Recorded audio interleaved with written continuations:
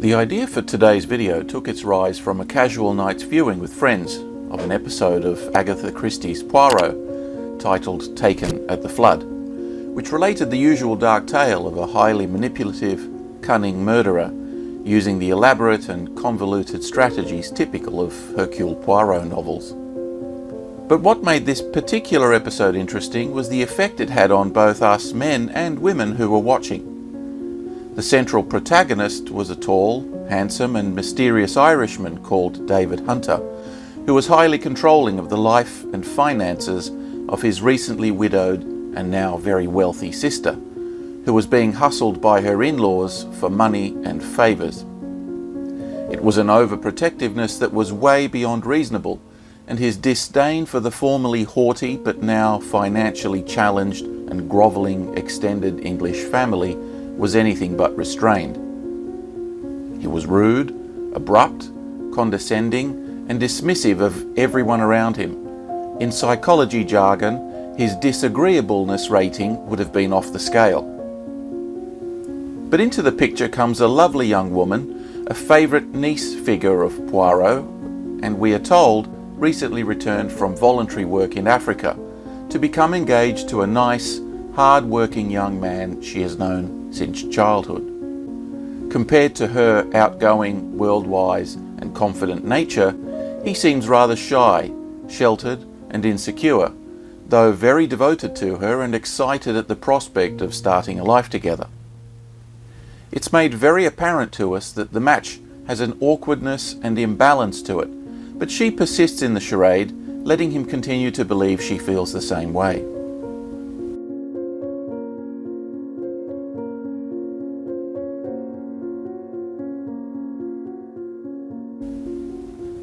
During a family gathering, she spots our bad boy from across the room and is drawn to him like a magnet, leaving her fiancé behind and weaving her way over to him where they begin subtly flirting. The sexual tension is intense and palpable, though both of them play at being blasé. This is the first instance of reaction in our group, with groans of disapproval from both the boys and the girls. The plot then shifts to developing the other characters, but by halfway through the film, the bad boy shows up randomly while the lady's alone in a garden, and despite being rude and condescending to her, she is totally overcome with desire and passion and commits to abandoning her current plans in order to be with him. Once again, groans of dismay from our audience.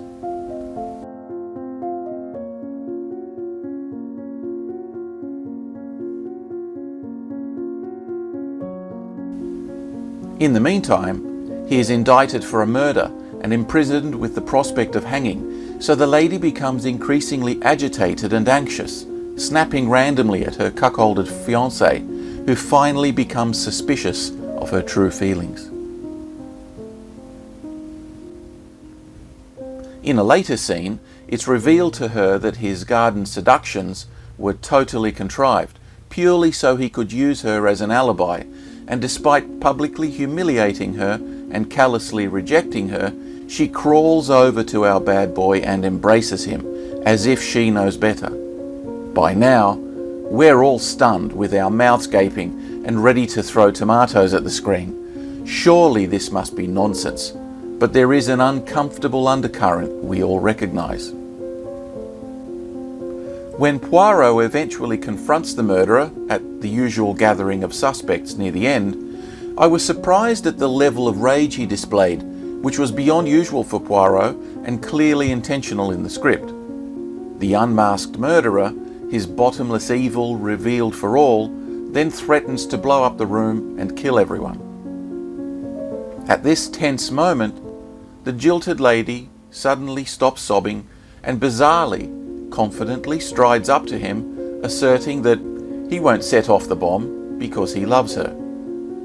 She is so consumed by desire for him that she is convinced the feelings are mutual and that their love is even stronger than his psychopathic streak, despite already being rebuffed a number of times.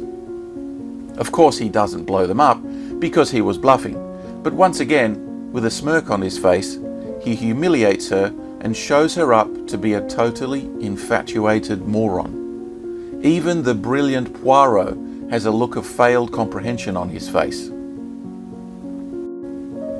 Anyway, in the end, the bad guy hangs, and the lady, calmly reconciled that she couldn't have her cake and eat it, boots her beta male fiancé, but not before she humiliates him as not being enough for her.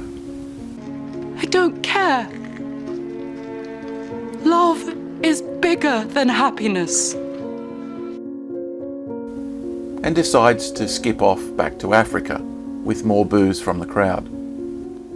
At least she didn't go into damage control and try to convince her beta male fiancé that she wasn't thinking clearly, that it was all just a big mistake, and that they should just carry on where they left off, like some others might. By now, we are ready to throw the television out the window, and as the film ends, it becomes apparent that despite the substantial attention given to the development of her character arc in the story, she leaves again for Africa having neither grown from the experience nor having really learned anything. Her character was portrayed as though she were resigned to a behavioural fate intrinsic to all women, to fall for the bad boy and go down in flames for him. This seemed to be both painfully confronting to the girls and vexatious to us nice guys who were watching. How could a seemingly independent, confident and world-wise woman, remember we're talking about 1930s and 40s Europe, so willingly jeopardize her future and enslave herself to someone so plainly and visibly malevolent?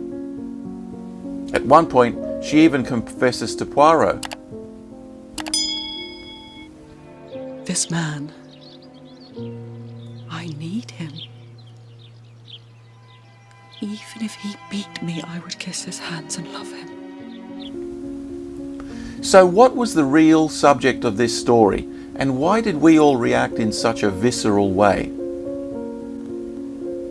The story basically dealt with the psychological profile known as the Dark Triad, and in particular, the well-known sexual attraction that it holds for women. It's at the heart of why girls love bad boys. So let's unpack the Dark Triad to try and make some sense of it, and see if us good boys can't learn a thing or two. The Dark Triad is a set of traits that are often screened for in business promotion, law enforcement, and counselling as a way to identify and steer clear from potentially harmful individuals.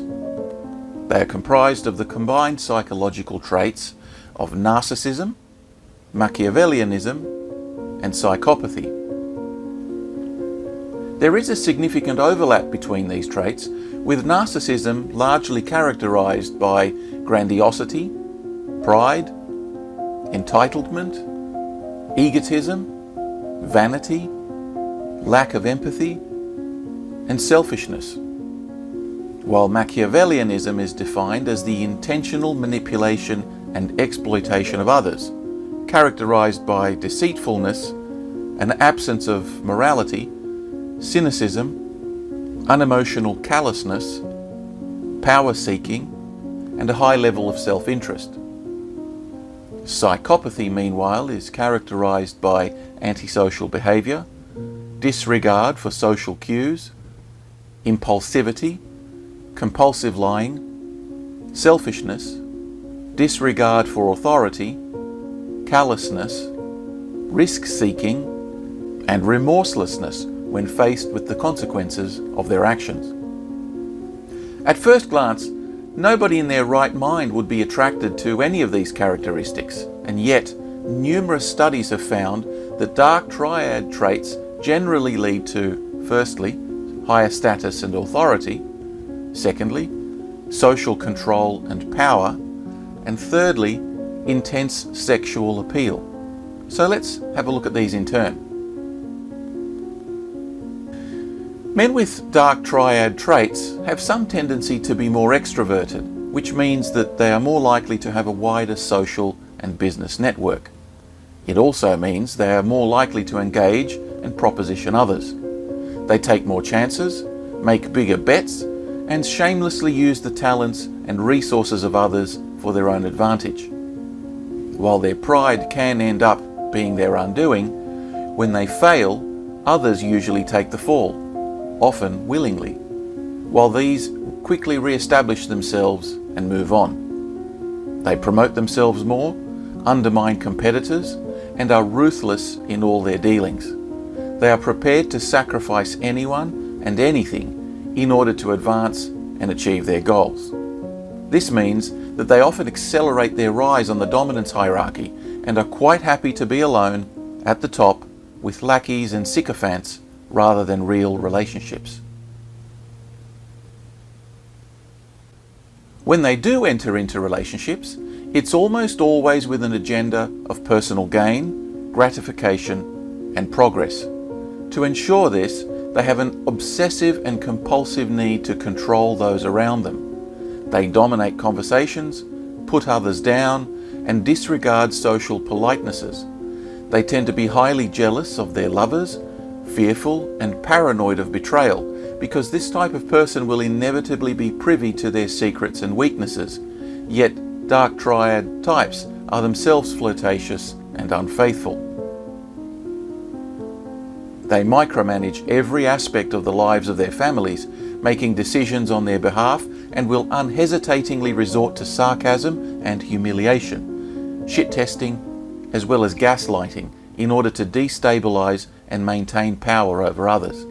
When caught out, they turn on the charm offensive, or alternatively, become wounded, depending on the situation, in order to keep others off their guard and questioning their own integrity and sanity. They are players in every sense of the word and don't hesitate to use violence, physical or psychological, to maintain control. While Dark Triad types tend to be well-groomed and presented, this alone doesn't account for the very strong sexual attraction they engender. It's been shown that men with Dark Triad traits are dramatically more attractive to women than similarly built men who lack those characteristics, and that extroversion itself is not enough to account for it. In fact, bizarrely, studies have shown that women who were looking to marry and have children were nevertheless more attracted to narcissistic and psychopathic males, even if they were themselves quite experienced and fully aware of the tendency for such males to be unfaithful and uncommitted. Indeed, Dark Triad men have far more sex, with many more partners, having more offspring, and all the while enjoying greater personal freedoms within relationships than other men. Clearly, there is some evolutionary benefit to having a Dark Triad personality that is rewarded by female attraction, submission, and unswerving devotion to such men. And yet, fortunately, civilizations are built on the backs of decent, committed, and honourable family men who no doubt find this situation exasperating because they fail to understand how hypergamy works. See my Red Pill video on hypergamy for more information. Some psychologists have suggested that the elevated tendencies to violent behaviour in Dark Triad types signal an evolutionary awareness to females of their higher position on the dominance hierarchy, and hence a likelihood for protection from other males or predators. Others have similarly suggested that their attractiveness and higher sexual partner count stems from their projected confidence, skill in deceit, and boldness to approach and coercion. It's also been suggested that Dark Triad individuals have a higher self-esteem and a lack of impulse control that females find exhilarating, as opposed to risk-averse, conservative, and pragmatic behaviour that they find dull and unsexy.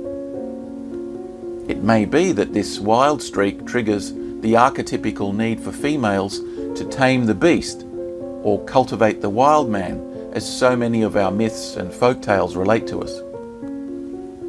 Disturbingly, the higher propensity for violence, coercion, and rape in alpha males across all primate groups results in statistically greater access to mating privileges and offspring, and may be an inherent evolutionary trait at the heart of the socially taboo impulses found in fantasy roleplay, bondage, and sadomasochism, sex subculture, as well as the blushingly widespread rise of mummy porn, such as 50 Shades of Grey, that most husbands find inexplicable.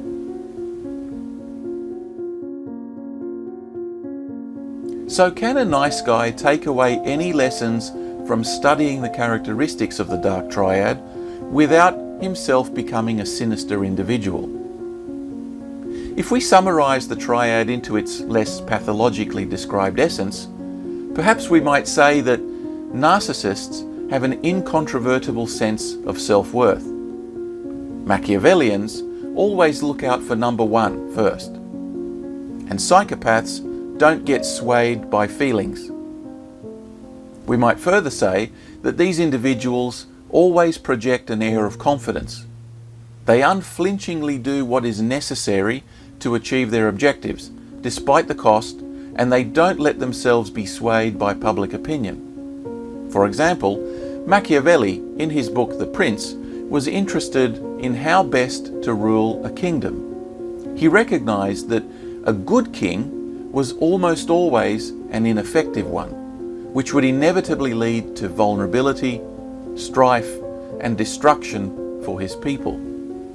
He believed that for the ultimate good of the state and its people, it was far more important to be an effective ruler rather than just a classically good one, even if it meant sacrificing a few for the benefit of the many. To a Machiavellian ruler, the ends justified the means. Any one of us who has ever made a sacrifice will understand this. Obviously, there are times when Machiavellian decisions make sense, and there are times when they don't. For example, sometimes a general must sacrifice soldiers in a ruse or in a suicide mission to secure a victory that would save many more lives or perhaps even end a war. We don't always know whether these sacrifices will be futile. Such decisions are necessarily Machiavellian, and we would do well to study the lessons of history and apply them to our own lives by asking ourselves, am I being effective? What the Dark Triad teaches us is that women's attraction to appearance is fairly superficial at best and highly subject to evolutionary behavioural cues. They are much more attracted to confidence, assertiveness, and boldness to action than any aesthetic, let alone moral claims to righteousness or suitability to raising her offspring. They want us to be effective. While this narrative is far from new, the simultaneous erosion of family values, the rise of the welfare state, the systematic erosion of masculinity, sexual liberation of women, and general promotion of promiscuity throughout our entertainment industry seems to be highlighting the inadequacy, ineffectiveness, and irrelevance of the nice guy, or marriage material man, more than ever before, as he is increasingly ridiculed and relegated to a purely economic function in society, when in previous times his industriousness and loyalty was rewarded with a stable family and social honours. These conditions have also increasingly given rise to the Dark Triad female, which until recently has been a much rarer animal than the male, and by all accounts is equally, if not more, dangerous. So if good guys decide upon what they truly want, believe they deserve it, take action to achieve their goals boldly and confidently, if they put their mission in life above their desperation for sex and domestic companionship, if they ignore the naysayers and keep persisting until they succeed, if they increase their skills and master their destinies, then we may find that our position on the dominance hierarchy increases, and, ironically, our desirability as a mate, both in the short and the long term, increases. The challenge for us is to learn to adapt to these changing times and to project our qualities and virtues in a way that will not only preserve our reputations, but also mobilize and maintain in our love interests some of that female attraction and devotion that we believe we rightly deserve, without ourselves becoming, in the Jungian sense, monsters. Till next time, walk tall.